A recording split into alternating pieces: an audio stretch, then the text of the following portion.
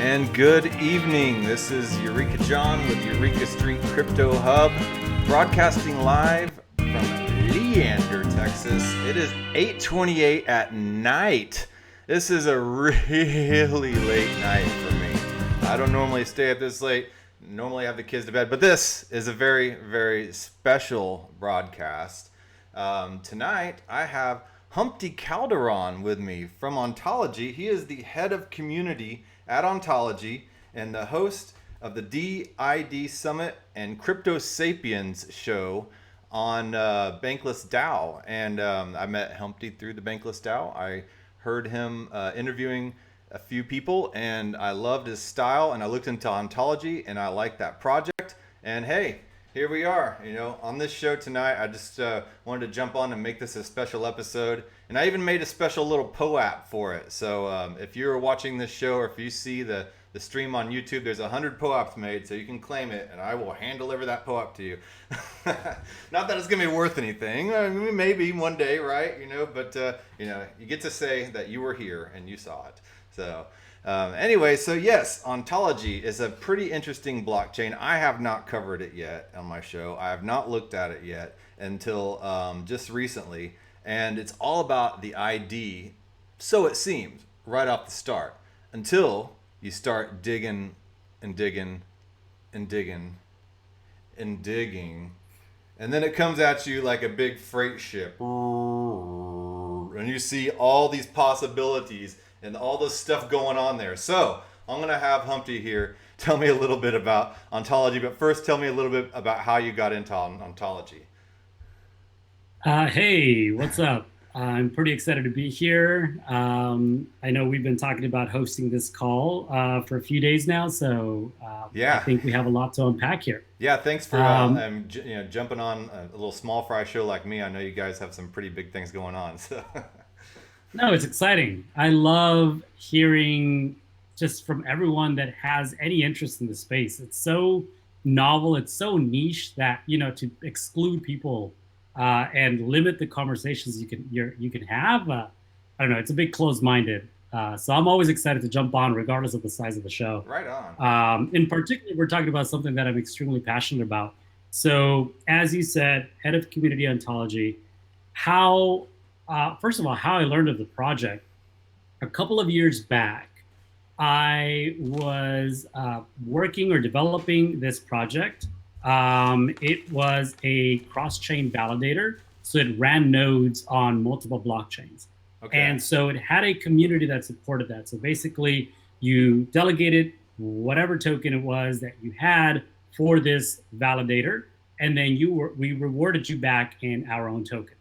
A token that had value across multiple chains. So across Ontology, across Harmony, across Tron. So it was a pretty interesting and novel use and way to mobilize the community, at least when we first started in 2017, because DPoS was first starting to come up at that time. So there was a lot of these blockchains that were coming up with this delegated proof of stake, and we saw an opportunity. We saw a way to capitalize on that interest, but more importantly, capture the enthusiasm of communities and bring them together to build something that was interesting and something that was rewarding. Cool. So 2 years ago, we launched a node on Ontology. And so we went in there, we paraded, and we said, hey, this is who we are. This is what we aim to do. We're creating some interesting technology. We have multi-chain wallets. We're creating an AMM. And we want you to be a part of this journey, this development journey. And so I went to their development office in Shanghai and got to meet a lot of the people that are working in that office.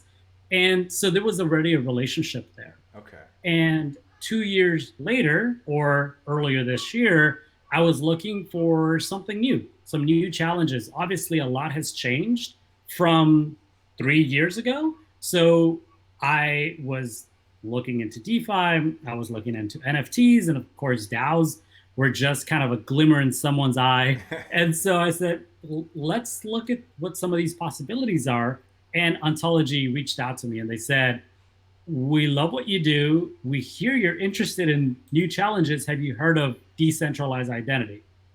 Of course, I hadn't. I doubt anyone who is in crypto has. And if you have, check me out because I want to talk to you. So yeah, we started jamming and talking about what is decentralized identity, and it just blew my mind. I was surprised that there was so little coverage on it, and interested in the many different applications that it touched. It touched DeFi, it touches NFTs, it touches DAOs.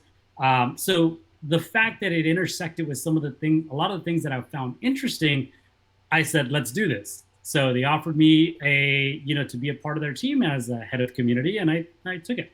Cool. So decentralized identity.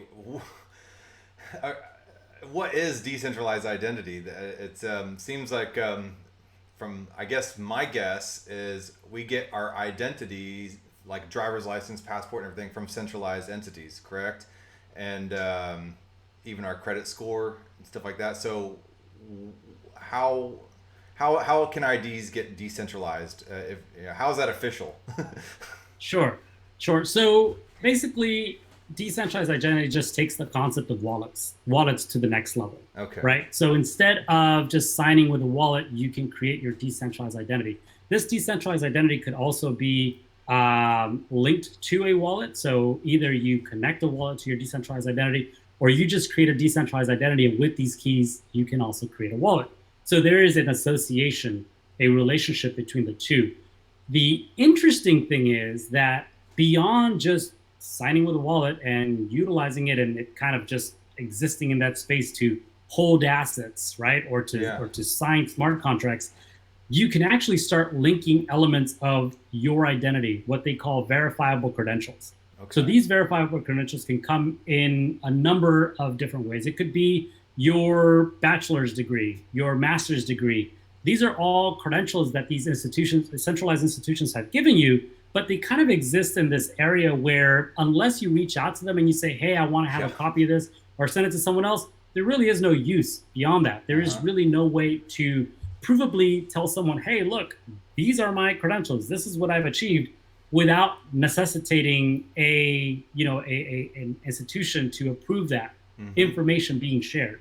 Okay. With your decentralized identity, you can start linking up all of these different things that you've accomplished in the real world and in the digital world, in the crypto space, together into your decentralized identity. So, like I said, you can connect your institutional diplomas. You can connect, your Gitcoin account, for example, to kind of show some of the work that you've done within Gitcoin. You can connect your passport, any government issued documentation, which could then serve as a way to KYC you. There are some applications that are actually implementing and looking at that as a use case for certain jurisdictionally restricted things that happen in crypto, whether it's an airdrop or certain exchanges. They're looking for that. So all of these things start getting connected into your decentralized identity, and you can utilize them to kind of verify who you are to someone else without, like I said, needing a third party to do that for you. Okay, you so hold all that information. Would that process start just with an empty wallet? Like, say, for instance, like I'm signing up, I'm getting myself a MetaMask wallet, not even signing up. And that's pretty much an empty wallet till I stick crypto in there. Now, say you get the Ontology wallet, and then you start adding little things in here and there. Like you said, driver's license information. What was the other one? You said the very first one. Yeah, like diplomas, certificates. Diplomas, yes. I mean, yeah. To apply for any type of university program, you have to go way back, and I went to like 4 different community colleges before I actually went to, so that getting all those transcripts sucks. And if you could just have that, so you would graduate or take courses, then at the end of those courses, upon completion, they would immediately transfer that to your wallet. Is that something so like that? There's 2 ways this could work. The university themselves could enable that bridge, right? So that automatically gets put into your wallet. A colleague of mine who attended the University of MIT, I have no idea how this works because I'm not a graduate of the University of MIT. Basically, they get their credentials in a digital format too, so that it exists on chain. Yeah. So as an on-chain record, this is something that could easily be connected to your decentralized identity because it already exists on the blockchain. For anything else, a credentialing system would need to be created to then connect that to your decentralized identity, whether that's done by the university or that's done by another organization like Chainlink, right? Like, what do? They're an oracle. They collect all of these data feeds from around the world, primarily, at least what I think they're most familiar for, are these financial feeds for DeFi, so that they can, trustlessly prove that a price that exists on the blockchain is the same as something that exists in the real world.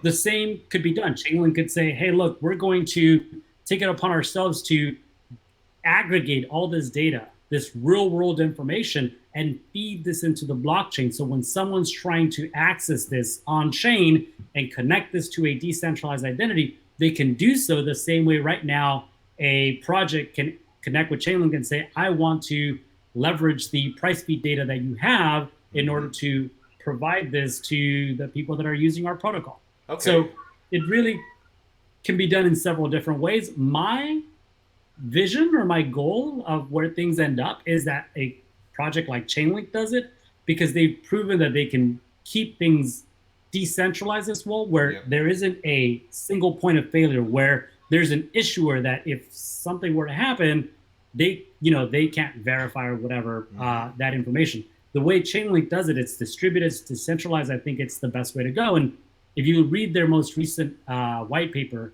they actually talk about that. So I'm pretty excited at the fact that they're looking into it. Yeah, that white paper 2.0 is amazing. All the dawns, the decentralized Oracle networks. Chainlink God does a really good article about that. And he's incredible. Yeah. He or she, them, they are incredible. Yeah. And so, there's a lot of amazing stuff coming on Chainlink.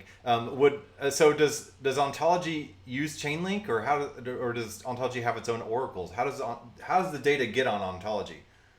So I'll rewind a little bit, because you asked a really good question that we didn't address, and that is, how do I create my decentralized identity right now? Right? Yeah. So I'll give you an example. For me, in my opinion, and this is obviously biased, but also because I've been exploring the space and haven't found a better solution.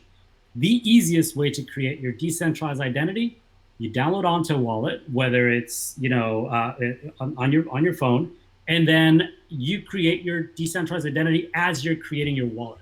So together, just by creating a wallet using Onto, your decentralized identity is created along with it. All right. So for me, that's incredibly valuable, because blockchain, crypto, a lot of these protocols that are built on chain are incredibly complex. If we really want to see the adoption that we all claim to want, we really need to start lowering some of these barriers to entry. We need to create more accessible products. And Onto does that. You don't need to have someone learn how to create an identity beyond learning how to create a wallet. Download the wallet, or download the app, create your wallet, your decentralized identity is created along with it. Done. So no preliminary credentials or anything like that needed to sign up. No. Well, you start adding that afterwards. You can start then verifying your identity through, so for mine as an example, I've connected my Twitter account, and there's various other methods for you to also kind of create a more robust version of your identity using Onto's, DID or OntID. And, you could also do your passport or any other government issued credential in order to prove that you are who you are, in that state or in that country. Well, I mean, I've heard of some other ID type of applications. Like, are you familiar with Proof of Humanity and the UBI token? And Bright ID and stuff like that.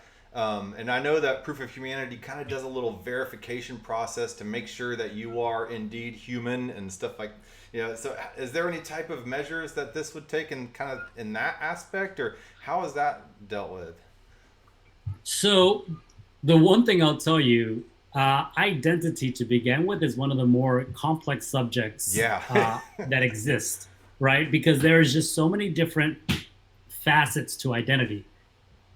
Once you wrap your mind around the complexity of identity, the applications, the use cases, the ways to solve these problems also are incredibly wide and broad. There's just a ton of different ways to look at this.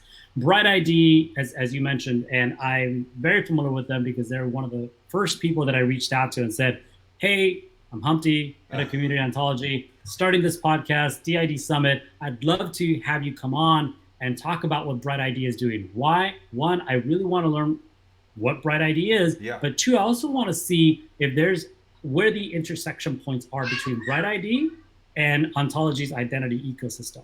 So hosted them, had a great chat, still have a a continuing conversation with Philip Silva, who is a member of that organization.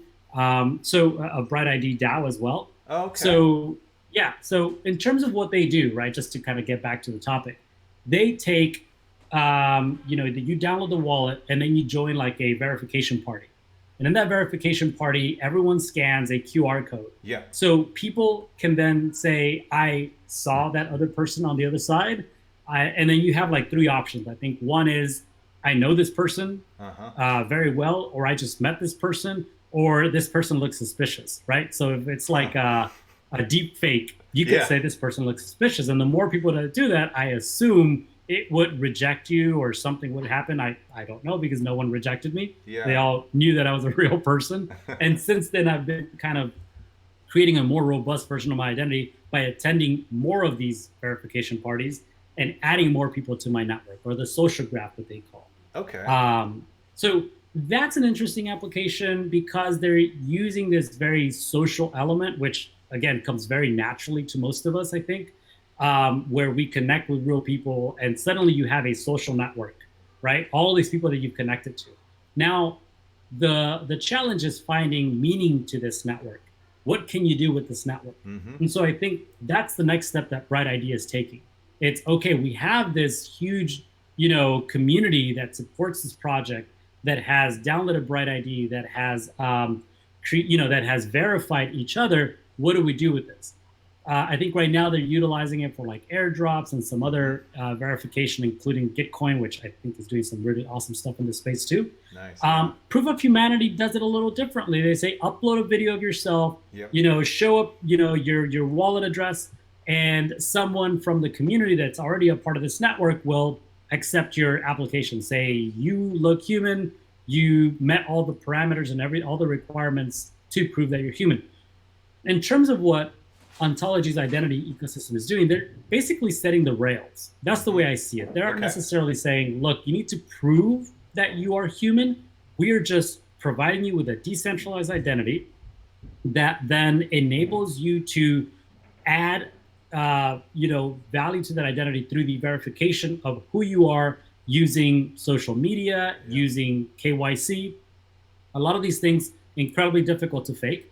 I'll steal one of the words that someone in the DID Summit said. I should note who that is. But they basically said that I believe it was Kevin Owaki from Gitcoin, where he was saying that social media is basically proof of work. If you have been constantly tweeting and creating content on Twitter for 5 years, no one's going to do that to create a fake identity, right? Like, why would you? You can always spot the fake ones. And if you did that, it's incredibly costly to do that. So there's a cost, associated, to faking that.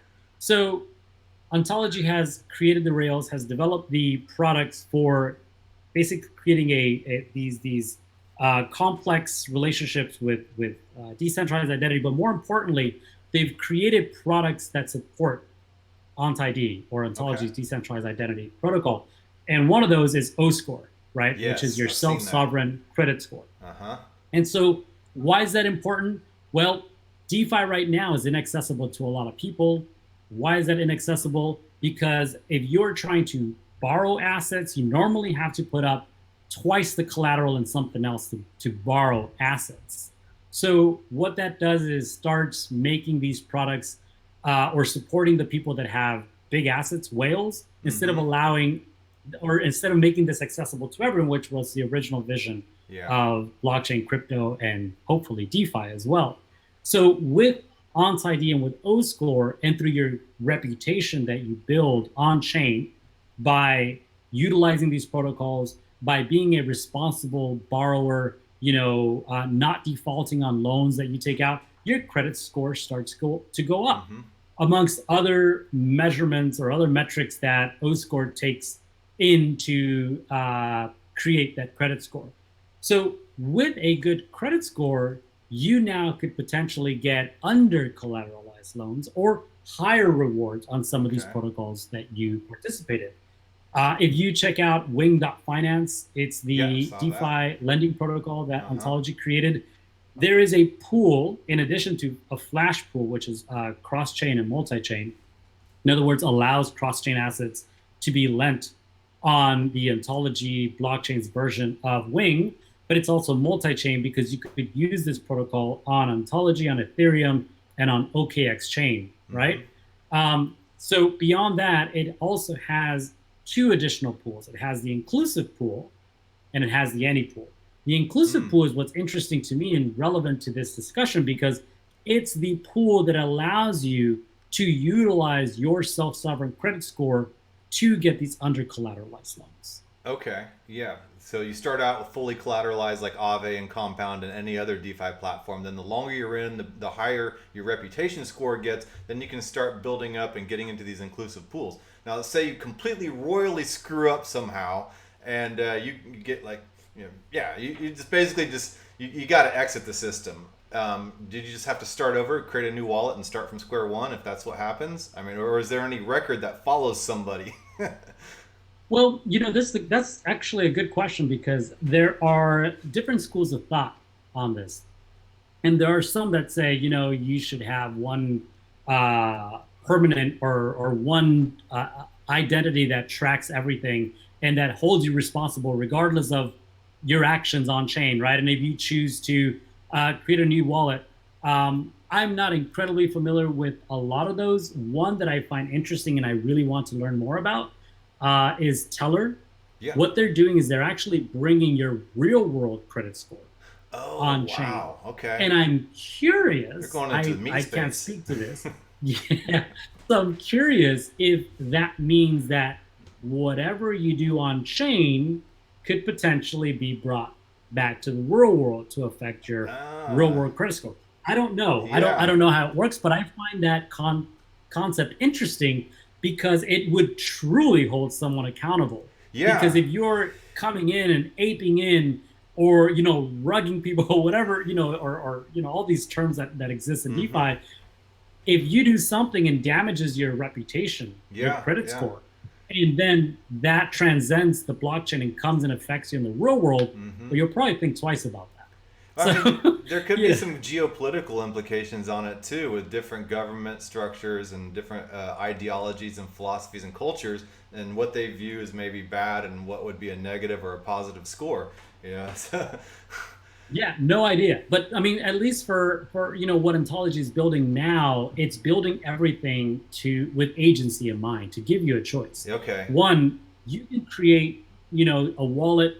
It has a decentralized identity associated that, or you could just create an ONT wallet without a Yeah. decentralized identity. And once you have that, it's your choice if you choose to add any verification methods to your identity to support that identity. It's your choice to leverage that in these inclusive pools Mm-hmm. and these under collateralized with to get under Yeah. collateralized assets. It's your choice to create multiple identities for Okay. different use cases. So that's So completely it free. does, Okay. Yeah. You're yeah, free to you're do that. free to do Okay. any of that because really it's just building the technology and then allowing individuals, whether it's a protocol that chooses to leverage that identity in a certain way, Uh huh. or it's an identity holder that chooses to utilize these protocols at all. Yeah. Because you say, well, I'm not cool with that. I don't want my identity track. Great. Flash pools, they're there. They've been there, for a couple of years now, and they'll probably, for the foreseeable future, continue to be there. Yeah. Keep using that. Yeah. That's really cool. Because again, the other thing is, right, if we're looking at how decentralized identity could work and some of the things that are improved, if you think about how identity works today, if I'll give an example that gets used often, at least in a lot of the conversations that I have, is when you're going out and you want to buy some beer, and you look younger than you and me, Mm-hmm. of course, and you give someone your ID to buy some beer, right? then when that person wanted to know if you were 21, literally that's a binary answer. Yeah. Is yes or no. But when you give that person your ID card, you're giving them your name, your birth date, where you live, a lot of sensitive information that they don't need to have. So with decentralized identity, you obfuscate everything else. Yeah. You just provide them a simple yes and no answer. And it's your choice, first of all, to provide that answer. And second, how much of that information are you going to share? Because at the end of the day, you want to keep a lot of your identity information private. Yeah, definitely. Yeah, I guess Aave and Compound to me kind of seemed like the pawn shop model for a while. And you're free to not have to be completely anonymous, but it works like a pawn shop. You have to already have stuff, so that kind of disenfranchises people who might not have anything to put up. But if somebody with not a whole lot of means gets on there and builds up some kind of identity, then they're able to use these uncollateralized pools to pull out against their name in a way, and they're good I don't know, credit. I hate to use the word credit system because it has such negative connotations associated with it nowadays because of all the abuse that's occurred with it.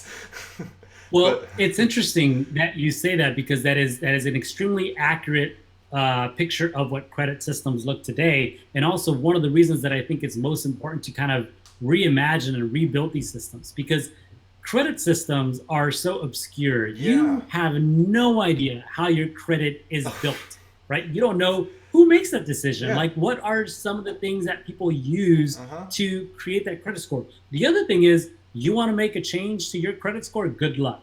Because it's not a simple answer as to how you can change that. So it is, I think, important, especially as we start developing these new financial systems like DeFi, to reimagine that so that it is, accessible, so that it is, easy for people to understand, and to give them that power, to give them that control, to own that credit score. That's amazing. Yeah, the credit system has completely tarnished everybody's idea, so you really have to step outside of your preconceived thoughts and notions about what a credit system is, and just wipe the slate clean and start over from the beginning and say, no, this can be a good thing. I can own my data, and I can be empowered in this way. And financial systems could be good. They don't necessarily have to be zero sum. Yes, exactly. Yeah. How are we doing on time? We're almost at 30 minutes. Well, my next call's at 7. So I'm happy to go on for the next 5 minutes. I'll say this. In terms of reputation, it isn't just about credit score, right? Reputation, just like identity, is an incredibly complex term. It carries a lot. In the real world, when you interact with real people, you have a reputation. And that reputation isn't strictly financial. That reputation could be anything from, he's a good friend because. If you ever need help, call this person because. So it really, I think, we need to look at reputation the same way, that we shouldn't just limit its application in the financial systems. And so one of the things that's exciting to me, and one of the things that I do on a weekly basis, especially after every DID Summit call, every Crypto Sapiens call, is I reach back out to these product developers, these builders, and I say, so thank you so much for sharing what you're doing. Now, how can we empower the people that are using your product by leveraging, first of all, their identity, who they are, right? And then empowering them through the work that they're doing, giving them a reputation, measuring that reputation. And there's tons of different projects that are imagining how this could work in really interesting ways. One of the ones that I most recently started talking to, and this is thanks to Bankless DAO, and both, because they use Coordinate within the Bankless DAO, but also because I hosted them on Crypto Sapiens and had a pretty long discussion with them, in particular with Tracheopteryx, which I'm so proud that was I a can really pronounce good it show. so easily. He was awesome, by the way. That was an incredible discussion. They're looking at how they can measure someone's contribution on chain. And so the first thing they need to solve is, how can we identify these people within, not just within these circles, but multiple circles, because you can use coordinate just not just within the bankless DAO, but multiple DAOs. And so one of the conversations that I had with them offline, so alpha, if you want to call this that, is how can we look at the work that someone is performing within a DAO to create this reputation and say this person is regularly and frequently contributing. Their voice has value and potentially has more value than someone who isn't participating. So in terms of like voting, in terms of gifting, there should be a value assigned to their contributions. Like this person's vote maybe is weighed a little bit more because you know what, they are most involved with this DAO, most familiar with what they're doing. The other is, as you are creating this reputation through your contributions, you're technically creating an on-chain resume of sorts of that contribution. What if we could leverage that on-chain resume, and when you go to another DAO, you take that reputation with you, so suddenly you don't come in and having to reintroduce yourself and tell that DAO how you can add value.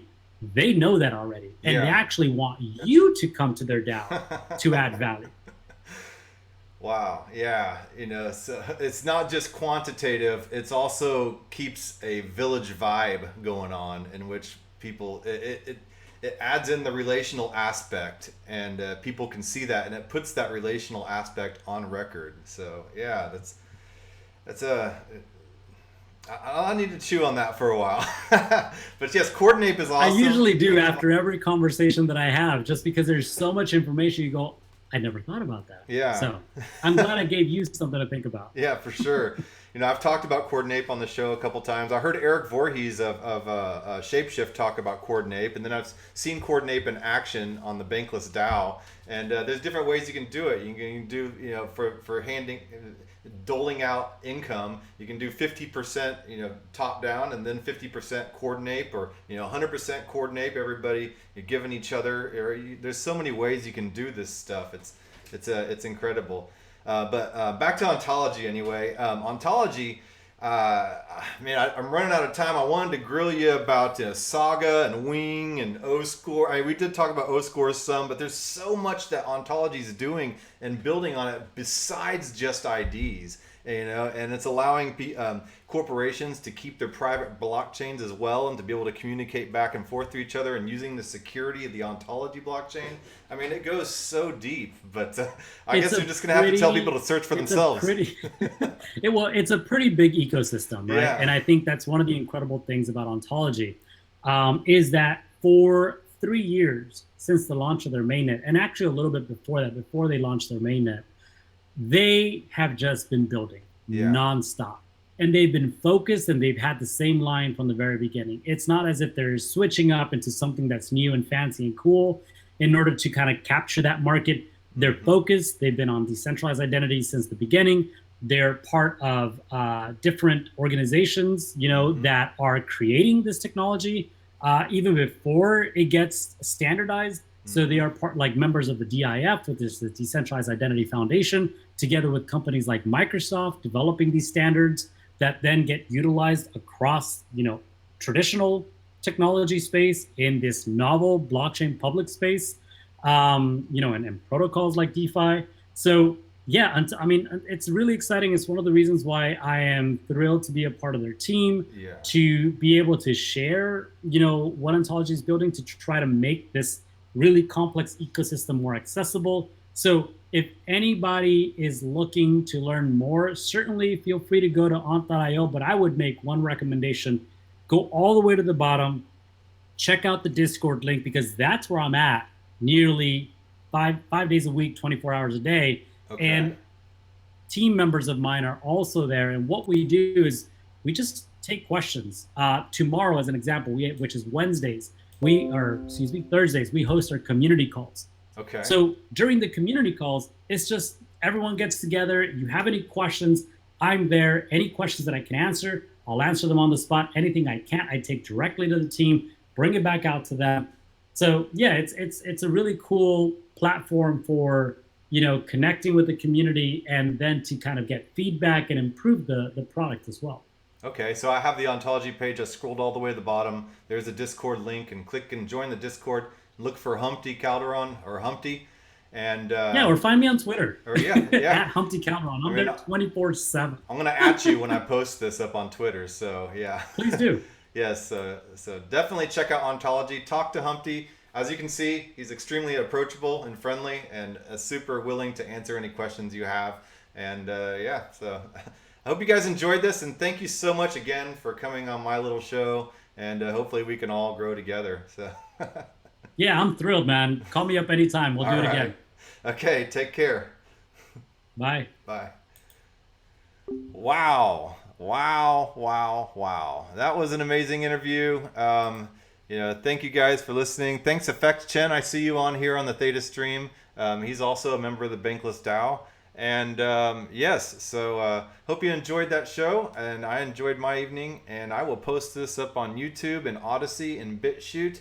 And you guys have a great evening. And for those of you who jump on my morning show, well, I'll be talking to you in the morning, and hopefully I'll still have something to talk about, man. This interview just blew my mind, and there's a whole lot of stuff going on with. I've talked about some ID solutions, like I said, Bright ID and Proof of Humanity with the UBI token, but this goes well beyond ID. It goes deep into being able to have control of your data, being able to buy and to sell your data if you want to sell it. It's a lot of stuff going on, and there's a whole DeFi platform as well. So yeah, all right. Well, I will talk to you guys tomorrow. Bye.